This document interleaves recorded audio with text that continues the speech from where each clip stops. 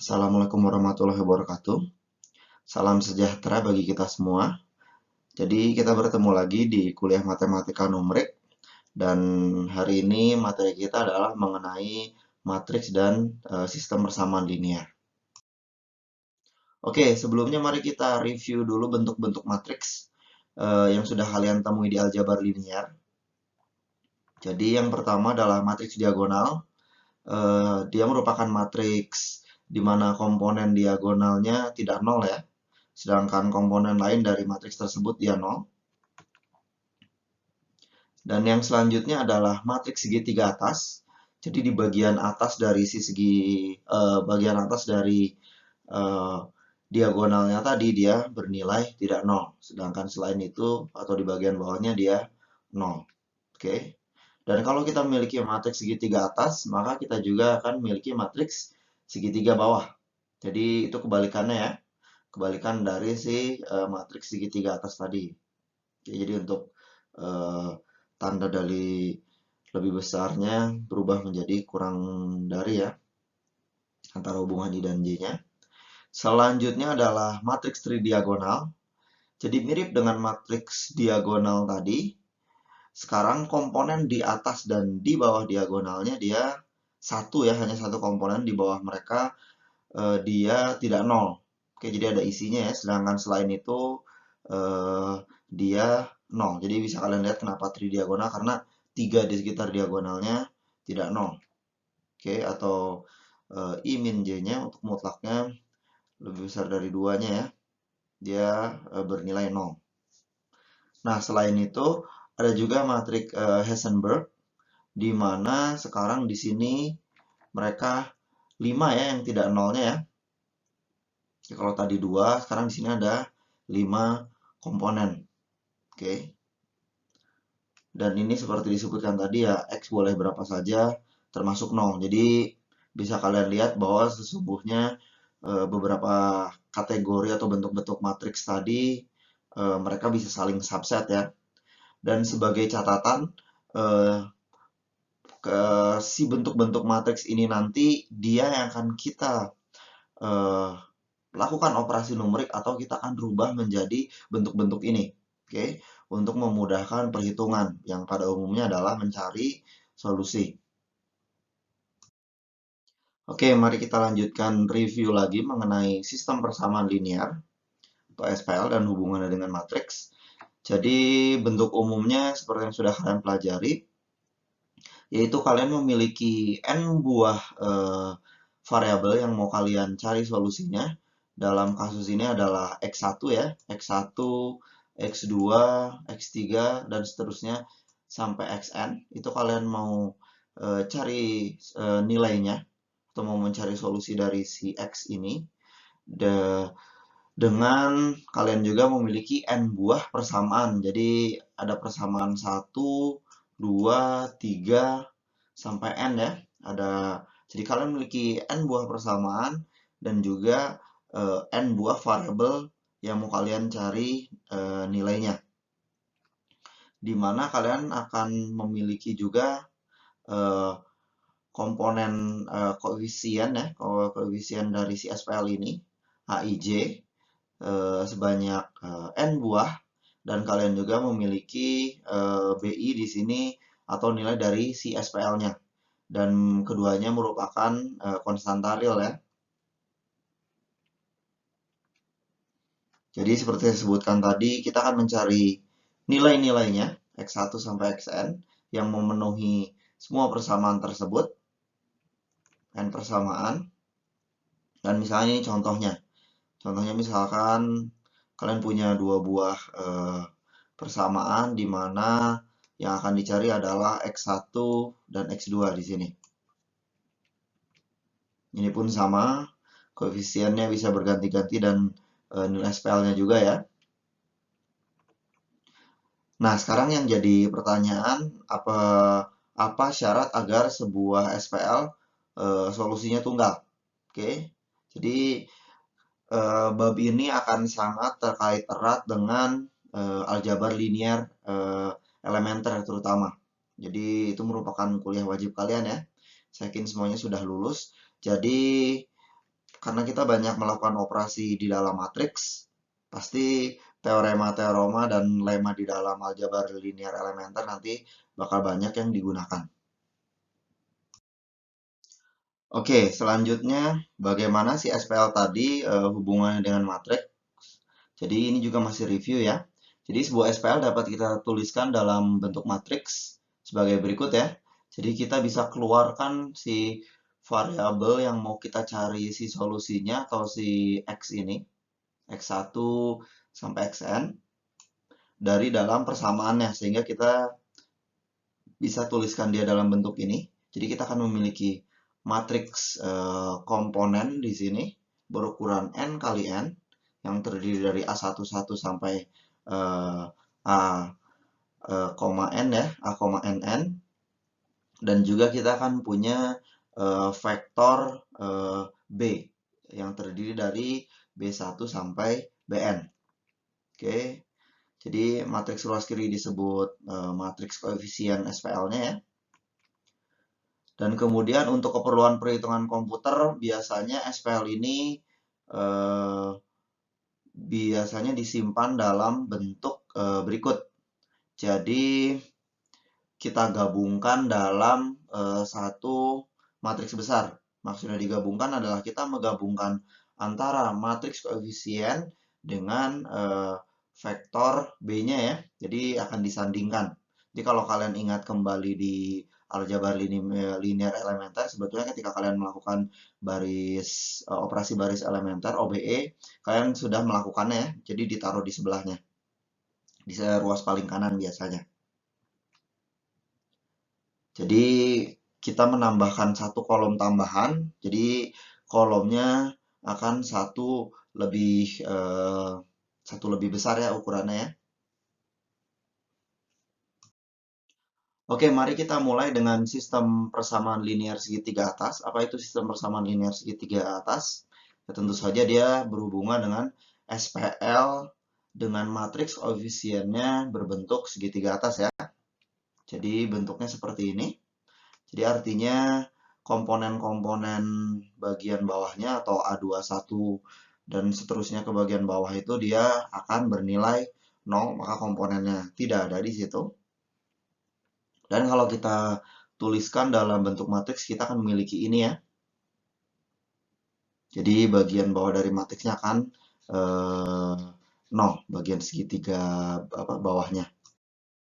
Oke, sekarang bagaimana solusi SPL segitiga atas? Jadi sebelumnya kita ke teoremanya dulu. Jadi SPL segitiga atas mempunyai solusi tunggal jika dan hanya jika tidak ada satu pun dari anggota atau komponen diagonal utamanya yang 0. Nah, untuk buktinya saya serahkan ke kalian karena ada di aljabar linear elementer ya. Ini pasti berhubungan dengan si determinannya. Yang paling mudah ke sana sebetulnya. Jadi untuk solusi SPL segitiga atas dapat dihitung sebagai berikut. Yang paling mudah bagaimana? Jadi kita mulai saja dengan komponen terakhirnya menghitung si Xn. Jadi Xn tinggal Bn dibagi Ann ya. Jelas ya, jadi kalian tinggal bagi dapat solusinya Xn. Kemudian untuk X-1, jadi sekarang kita pindahkan ruas dulu sih komponen diagonal utamanya An-1, komponen yang bukan diagonal utama sebelah kanan diagonal utamanya yaitu ini ya. Jadi untuk mengurangkan si Bn-1 dan setelah itu dibagi komponen diagonal utamanya. Berikutnya untuk yang Xn-2 dengan cara yang sama. Jadi komponen yang berada di bagian persamaannya atau ini dipindahkan ruas dulu ke sebelah kanan untuk mengurangi si Bn-2 dan terakhir adalah dibagi komponen dari diagonal utamanya ya atau koefisien diagonal utamanya di N-2. Begitu seterusnya, maka apabila kita lakukan generalisasi, kalian akan mendapatkan rumus umum untuk XK, di mana K-nya ini dari 1 sampai N, adalah ini ya. Jadi bagian sigmanya ini untuk kita jumlahkan dulu ruas kirinya, kemudian dipindahkan ke ruas kanan, jadi minus, untuk mengurangi BK, dan terakhir dibagi oleh koefisien diagonal utamanya. Dan seterusnya sampai X1 ya, yang terakhir ya. Dan proses ini disebut dengan penyulihan mundur. Ya, kalian tahu mundur jelas alasannya karena kita mulai dari komponen terakhir, komponen ke N tadi ya. Oke, berikut adalah algoritma dari penyulihan mundur. Yang pertama, kita menentukan inputannya atau masukannya ya. Jelas ukuran dari SPL. Kemudian si koefisien-koefisiennya dari si SPL tersebut, termasuk juga vektor B. Digabung jadi satu di sini ya. Makanya di sini ada N plus 1 kolom. Dan untuk outputnya dia si solusi SPL-nya, si X1 sampai Xn. Dan langkah-langkahnya yang pertama adalah kita tes dulu apakah si A ke atau komponen diagonal utama ke N, ANN ini mendekati 0. Dan kalau dia mendekati 0 ya prosesnya gagal ya. Atau algoritmanya tidak bisa digunakan. Setelah kita beres cek kalau si koefisien diagonal utama di ke N itu tidak 0, maka kita akan hitung Xn-nya bisa dihitung ya. Maka ini adalah Bn dibagi ANN. Oke, karena si Bn sudah masuk ke dalam matriks Aij ya. Selanjutnya adalah kita akan melakukan iterasi mundur. Kalau kalian lihat di sini iterasi K untuk K-nya dari N-1 sampai 1. Jadi selanjutnya sama seperti yang sebelumnya, kita cek dulu apakah koefisiennya dari si diagonal utamanya itu 0. Kalau dia 0, ya berarti kita tidak bisa gunakan algoritma ini ya. Kemudian yang selanjutnya adalah kita akan menghitung si sigma. Jadi bagian ini adalah menghitung sigma. Kita akan menjumlahkan dari AKI sampai XI. Jadi ingat kembali tadi bagian sigmanya ini AKI dikali XI untuk K-nya untuk I-nya dari K plus 1 sampai ke N ya, dijumlahkan. Jadi untuk bagian ruas kiri dari si persamaannya dipindahkan untuk dijumlahkan dan dipindahkan ke kanan sebetulnya. Setelah beres kita mendapatkan jumlahnya si S ini. Kemudian kita kurangkan B, ini B dikurangkan oleh si jumlahnya tadi atau si S, dan dibagi oleh koefisiennya ya, koefisien diagonal utamanya. Dan setelah itu beres. Oke, yang selanjutnya adalah SPL segitiga bawah. Jadi sama dengan SPL segitiga atas tadi, jadi dia merupakan SPL dengan matriks koefisiennya berbentuk matriks segitiga bawah. Oke, jadi bisa dituliskan seperti ini, di mana komponen bagian atasnya itu dia di atas diagonalnya dia semua 0 ya. Dan solusinya dapat dihitung secara berurutan dari X1, X2, dan selanjutnya Xn. Saya yakin kalian bisa menghitungnya ya. Dan proses ini dinamakan penyulihan maju. Jadi sekarang kebalikannya dibandingkan tadi penyulihan mundur.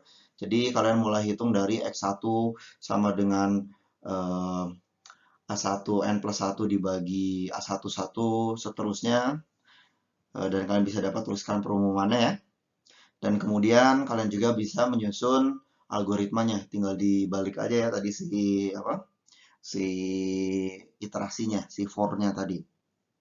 Dan mungkin jadikan ini sebagai latihan ya, in case keluar di ujian. Oke, mari kita kembali lagi ke SPL umum. Jadi apabila di aljabar linear elementer, apabila kalian memiliki SPL secara umum, kalian akan melakukan metode eliminasi Gauss ya. Jadi misalkan kalian memiliki SPL lengkap, jadi semua komponennya tidak ada yang 0. Dan melalui serangkaian langkah yang ekivalen, artinya di sini tidak mengubah solusi dari SPL semula. Jadi kita akan merubahnya menjadi, langkah pertama adalah mengubah si SPL tadi menjadi matriks segitiga atas, SPL segitiga atas. Dan setelah itu dilanjutkan dengan penyulihan mundur. Jadi untuk yang penyulihan mundur sudah diajarkan algoritmanya, langkah-langkahnya. Nah sekarang bagaimana merubah dia menjadi SPL segitiga atas. Dan rangkaian langkah yang akan digunakan adalah yang sudah kalian kenal dengan baik. Dan mungkin sebagian orang paling familiar dengan ini ya, yaitu si OBE. Jadi langkah-langkahnya adalah yang pertama menukarkan dua buah baris. Oke. Kemudian mengalihkan sebuah baris dengan konstanta yang tidak nol. Mengalihkan dengan konstan. Dan yang terakhir adalah, mungkin lebih tepatnya bukan mengurangkan di sini ya, tapi menjumlahkan baris ke I dengan P kali baris ke J. Oke, di mana P-nya bisa positif atau negatif, jadi kombinasi linear. Dan kemudian ditempatkan di baris ke I ataupun baris ke J. Oke, jadi ini semuanya si OBE yang sudah kalian pelajari ya. Oke, berikut adalah langkah-langkah detail ketika kita melakukan eliminasi Gauss ya. Jadi apabila kalian memiliki matriks lengkap, tidak ada komponennya yang nol atau SPL lengkap, dan kita akan mengenalkan kolom pertama kecuali bagian A11 atau si diagonal utamanya di situ. Dan untuk memudahkan penulisan, isi baris ke I akan dinotasikan dengan BI. Jadi kita akan mengenalkan si A21. Jadi dan di sini adalah ini adalah operasi yang kalian lakukan sebetulnya. Jadi baris kedua akan dijumlahkan dengan baris ke-1 tapi dikalikan dulu dengan sebuah konstanta di sini. Oke. Dan ditaruh di baris kedua. Jadi OB biasa saja ya. Yang pertama kita nyatakan P adalah sebagai konstantanya ya tadi ya. Konstanta ini. A21 dibagi A11.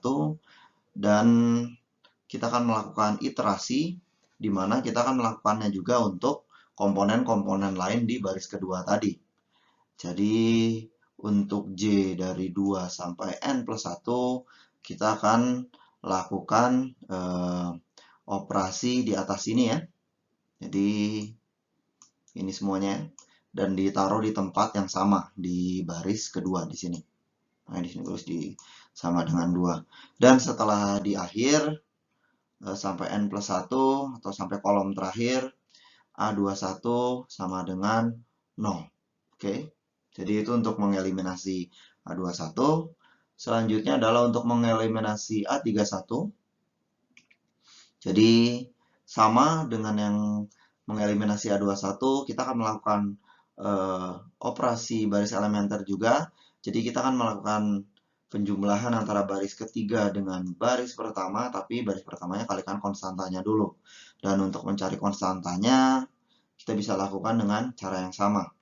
Oke, jadi P-nya ini tinggal diganti saja A21-nya dengan A31, dan for-nya juga akan sama. Tapi sekarang ditempatkan di baris ketiga. Oke, dan di akhir kita nyatakan A31-nya sama dengan 0. Oke, dari dua langkah tadi untuk mengeliminasi A21 dan A31, kita bisa mendapatkan perumuman yaitu mengeliminasi AI1 yaitu dengan cara melakukan OBE dan ditempatkan di baris ke I ya, yaitu dengan cara baris ke I ini ditambah dengan B1 tapi dikalikan dulu dengan konstanta P, di mana P-nya adalah AI1 dibagi A11.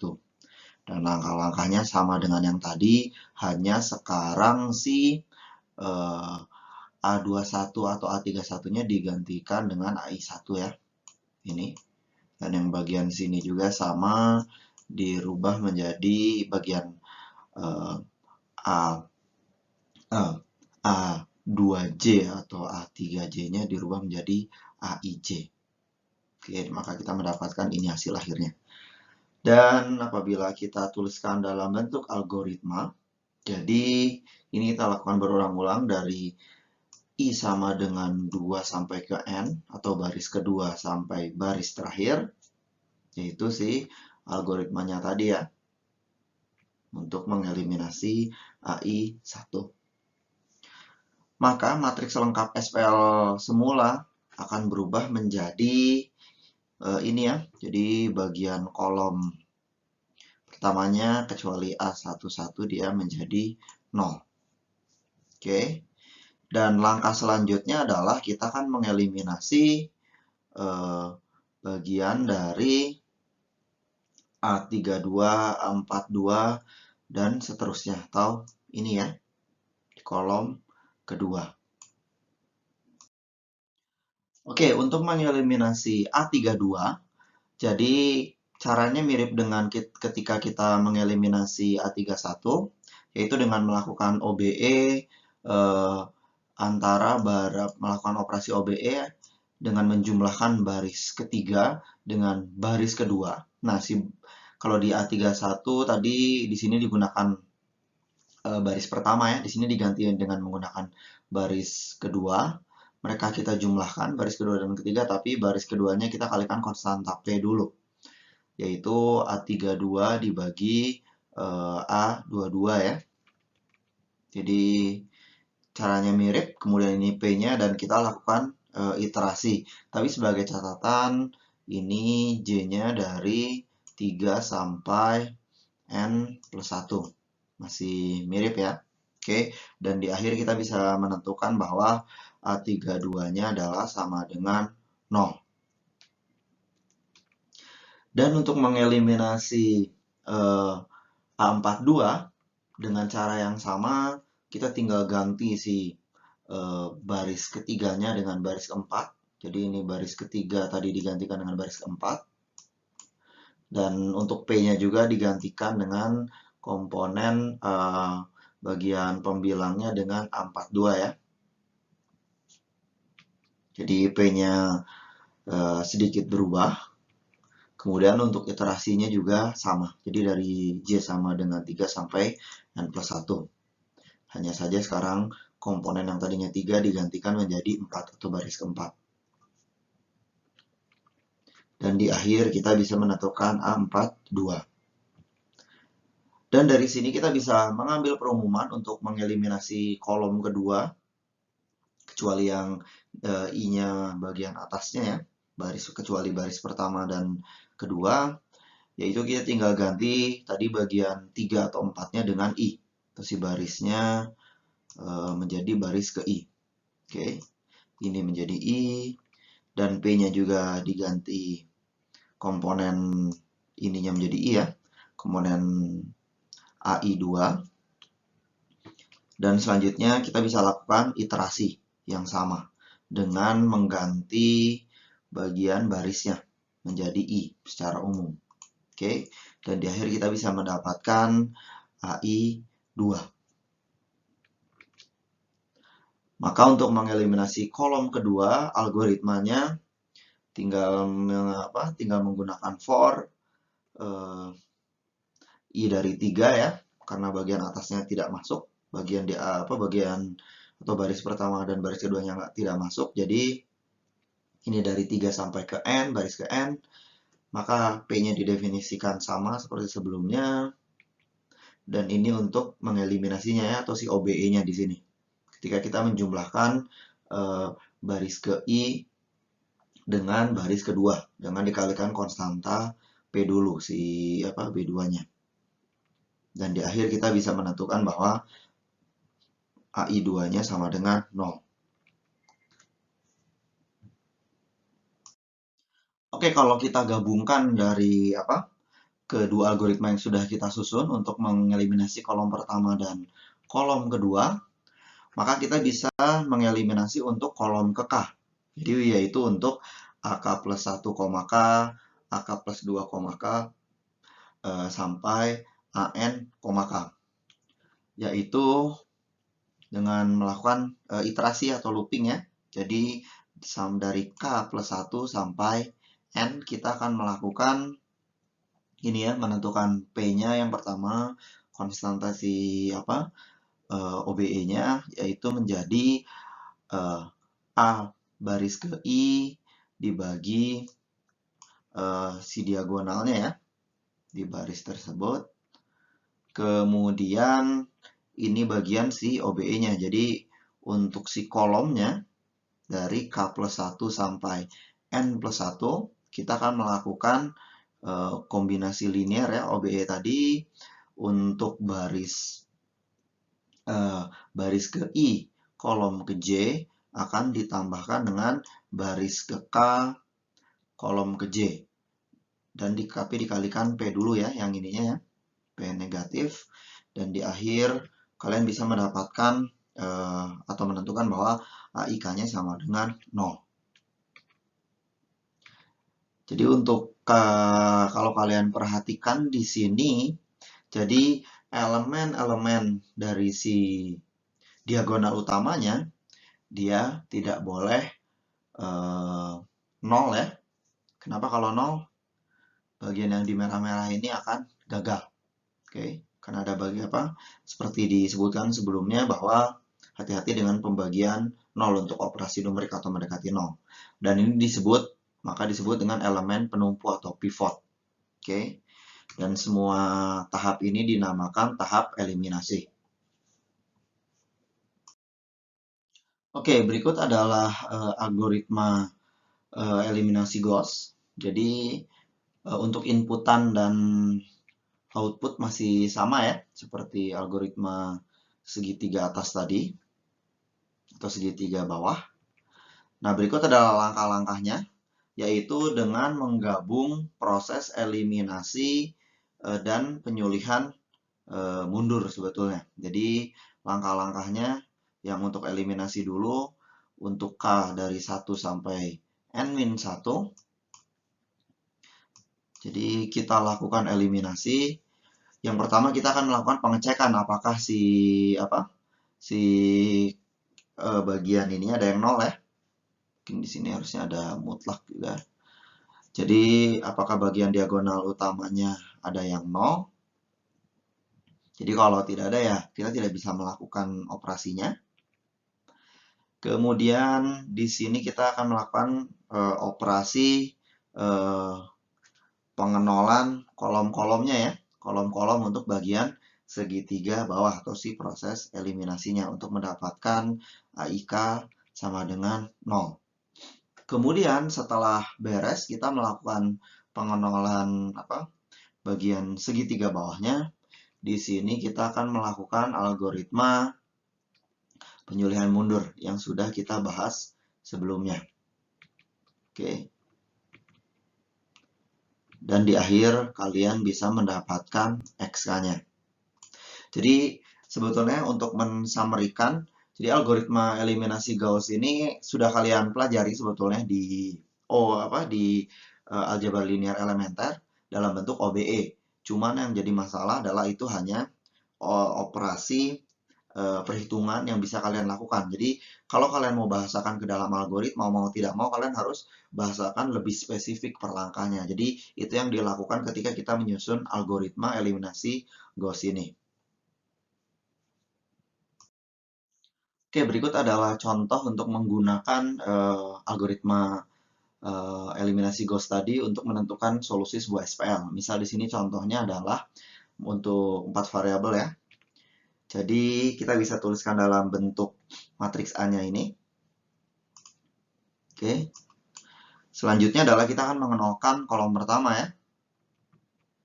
Jadi baris kedua kita jumlahkan dengan baris pertama tapi dikalikan konstanta dulu. Ini konstantanya.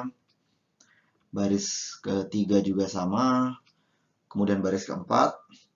Dan hasilnya adalah ini ya. Jadi kolom pertamanya bisa kalian lihat 0, kecuali komponen diagonalnya. Selanjutnya kita akan mengenalkan bagian ini ya, kolom kedua yang di bawah diagonal.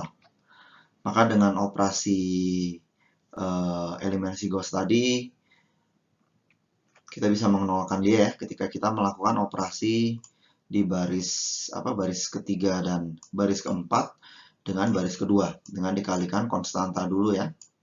Ini konstanta P-nya. Maka kita akan mendapatkan ini ya. Sekarang kolom keduanya sudah 0. Kolom pertama juga sudah 0, kita tinggal menolkan yang terakhir ini ya. Jadi di baris keempat untuk kolom ketiga kita bisa menolkan dengan si eliminasi Gauss tadi dengan cara yang sama. Maka kita akan mendapatkan matriks segitiga atas ini ya. Jadi kita sudah mendapatkan matriks segitiga atas dengan si eliminasi Gauss-nya, itu langkah pertama. Langkah kedua adalah kita akan melakukan penyulihan mundur, yaitu mulai dengan menghitung si X4, X3, X2, dan X1 dengan si penyulihan mundur. Oke. Jadi sebagai catatan, jadi ini sebetulnya adalah algoritma yang paling simpel untuk atau yang paling sederhana untuk menyelesaikan sebuah permasalahan SPL. Banyak algoritma lain yang lebih canggih sebetulnya dari ini, tapi ini merupakan basic yang biasanya digunakan untuk menyelesaikan masalah SPL. Sebab kalau matriksnya ukurannya sudah sangat besar ataupun si bagian diagonal utamanya ini tidak misalkan nilainya mendekati 0, kita perlu melakukan modifikasi-modifikasi sebetulnya. Dan itu akan kita bahas di pertemuan selanjutnya. Oke, terima kasih atas perhatiannya. Saya cukupkan untuk sekarang. Wassalamualaikum warahmatullahi wabarakatuh.